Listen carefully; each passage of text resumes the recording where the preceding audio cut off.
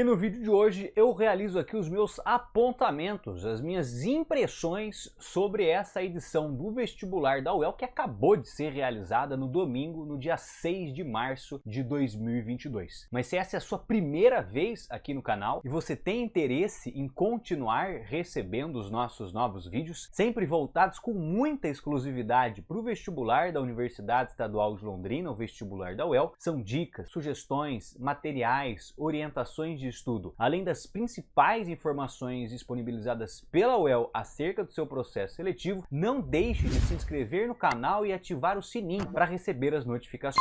Assim o YouTube entende que você tem interesse no nosso conteúdo e sempre quando novos vídeos forem sendo disponibilizados, o YouTube os recomenda a fim de que você não fique de fora de nada que está acontecendo aqui no nosso canal. E no vídeo de hoje eu realizo aqui então os apontamentos, a minha opinião sobre como foi essa edição do vestibular referente a 2022. Apenas lembrando que em 2022 a UEL reproduziu aquele modelo de vestibular realizado em fase única por conta da pandemia da Covid-19 que foi introduzido excepcionalmente em 2021. E a UEL então deixou de lado o seu vestibular que é tradicionalmente realizado em duas fases para a maioria dos cursos para reproduzir esse modelo de fase única. Então os candidatos no domingo se depararam com 50 questões objetivas e com uma proposta de redação. A temática da prova, considerei uma temática muito boa, uma temática muito interessante. O tema foi mulheres. Isso abriu um leque muito legal de possibilidades para as diferentes áreas do conhecimento e suas respectivas disciplinas trabalharem de acordo com o tema, já que a prova da UEL é uma prova temática, há um eixo norteador e as questões diretamente ou indiretamente tentam dialogar com esse tema norteador, e o tema então 2022 foi mulheres. E a razão da escolha desse tema deu-se em virtude da proximidade das datas, afinal de contas o vestibular foi realizado no dia 6 de março e o Dia Internacional da Mulher é no dia 8 de março. Então, em virtude dessa proximidade, o tema escolhido foi mulheres. O nível de dificuldade da prova, ou a impressão acerca do nível de dificuldade da prova pelos candidatos foi de que se tratava de uma prova mais difícil. Os professores que tiveram a oportunidade de analisar a prova consideraram essa edição, com relação à edição de 2021, uma edição também mais difícil, com conteúdos mais específicos e alguns detalhes que dificultaram ali a vida dos candidatos. Então, nível de dificuldade